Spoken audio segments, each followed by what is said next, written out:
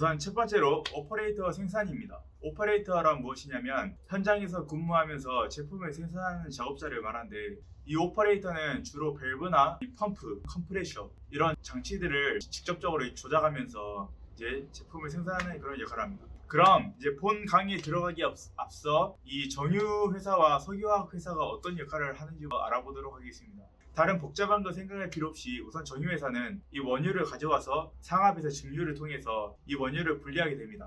그래서 여러분들이 흔히 아실 수 있는 나프타나 등유, 중유, 아니면 가솔린 이런 모든 그런 제품들이 이 원유에서 이제 분리돼서 나오게 되고, 마지막에 찌꺼기로 아스팔트가 나오게 됩니다. 그래서 우선 이것이 기본이고, 이 나온 이제 나프타를 통해서 이제 석유화학 이제 산업에서 가지고 가서 이것을 통해서 에틸렌, 프로필렌, 부타디엔, 벤젠, 톨루엔, 자일렌 이런 여러 가지 제품을 생산하게 됩니다. 그래서 어렵게 생각하지 말고 이 정유 회사는 이 원유, 이 석유를 정제해서 가솔린, 등유, 중유, 아스팔트와 같은 걸 만든다고 생각하면 되고, 이제 그것을 석유화학 회사한테 팔아서 석유화학 회사는 이제 그거를 통해서 에틸렌, 프로필렌, 부타디엔과 같은 대표적인 올레핀 제품을 생산한다고 생각하시면 됩니다. 그럼 이렇게 생산을 하게 되는데, 정유 회사나 석유화학 회사나 거의 사용하는 장치는 비슷하기 때문에 한번 그 장치에 대해서 설명을 간략하게 드리도록 하겠습니다. 대표적으로 생각해 보면 커다란 기다란 타워가 있습니다. 이 타워란 무엇이냐면 제품을 생산하는 곳입니다. 그래서 이 타워 안에 저희가 만들고자 하는 물질의 재료를 넣고 이거를 스팀이나 이런 걸 좀 제공을 해서 온도를 높여준 다음에 그것이 서로 결합되어 원하는 제품이 이제 분리될 수 있도록 이렇게 만들어주는 것이 타워입니다.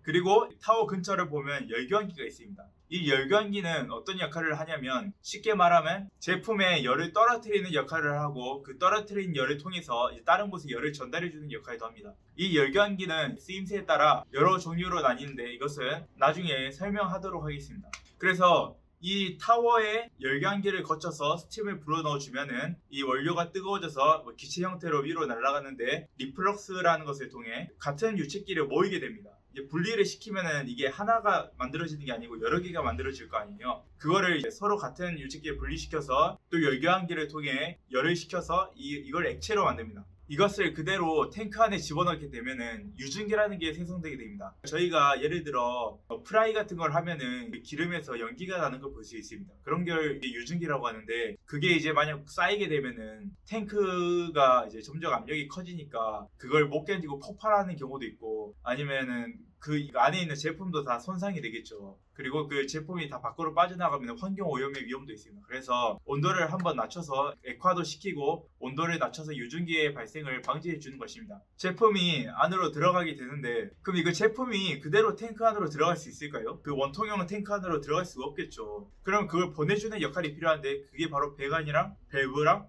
펌프입니다. 배관은 어떤 역할을 하냐면, 그냥 저희 쉽게 생각하면 파이프라고 생각하면 됩니다. 여러분들이 물을 씁니다. 그럼 물이 저절로 이렇게 딱 떨어지나요? 그게 아니죠. 이제 관을 통해서 이렇게 물이 전달이 되는 것처럼 화학 공장도 똑같습니다. 이제 화학 공장에 여러 이제 배관이 있는 이유가, 여러 물질 같은 것을 이송해 주기 위해서 이 배관이 있는 것입니다. 그냥 배관만 있으면은 만약에 이 물질이 들어가면 폭발이 일어날 수 있다, 아니면은 탱크에 채워야 되는데 너무 양이 많이 들어가서 탱크가 넘칠 것 같다, 이러면은 그 양을 줄여줘야겠죠. 그러니까 양을 조절하기 위해서 많이 보내거나 적게 보내기 위해서 밸브가 존재하는 것입니다. 그래서 밸브는 기본적으로 이제 왼쪽으로 하면 열리고 오른쪽으로 하면 닫히는 그런 구조로 되어 있는데, 그래서 이 밸브를 조작하는 이유가 여기 지금 사진에도 보이는 것처럼 이 밸브를 이렇게 조작하고 있습니다. 그 이유가 양을 줄이거나 늘릴 수 있고, 아니면은 만약에 이 유체를 끊어야 할 때는 이제 밸브를 전부 다 잠가주고 있죠. 이런 식으로 밸브를 사용하게 됩니다. 그럼 펌프는 왜 사용하냐? 여러분들 예를 들어 이제 물이 있습니다. 물이 있는데 위에서 아래로는 당연히 중력 때문에 떨어지겠죠. 이거는 초등학생도 다 압니다.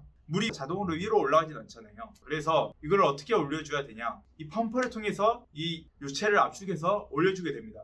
그래서 저희 제품 같은 경우에도 원리는 똑같은데, 이 유체가 와서 만약에 아래에 있으면 위까지 올려줘야 된다면 펌프가 이렇게 회전을 합니다. 이게 펌프도 여러 가지 종류가 있는데 이것도 나중에 한번 배워보도록 하겠습니다. 펌프가 여러 종류가 있는데 아무튼 이렇게 압축을 해서 품어주면은 유체가 이렇게 위로 올라가겠죠. 그렇게 하기 위해서 있는 것이 바로 이 펌프입니다.